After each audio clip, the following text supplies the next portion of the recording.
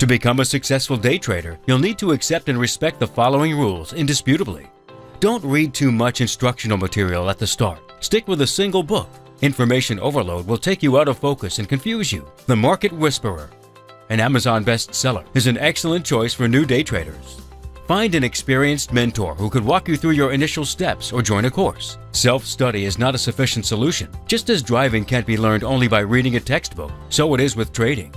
Before trading with real money, trade a demo system that will let you practice, but don't use the demo for more than a few days. Using it for longer creates the dangerous illusion that you're immune to any kind of psychological effects resulting from the pressures of trading in real money.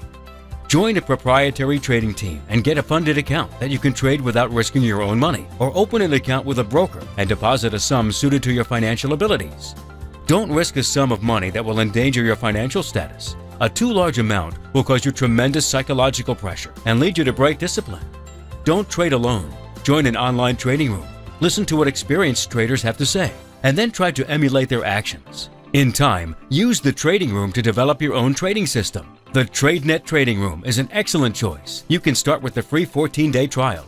Trade in small quantities. Only when you have greater control and stable profitability should you increase the amount. Don't overtrade. Limit the number of your trades of 5 trades per day. Overtrading is one of the main reasons for losing control and discipline. Keep a trading diary in which you list every action you take with notes and conclusions. Be prepared to lose money. Trading is a hard profession to learn. Keep in mind that most traders lose money during their first trading year. Read your introductory day trading book a second time once you have some experience. Only in the second reading, after you have traded with real money, you will truly understand the significance of the information.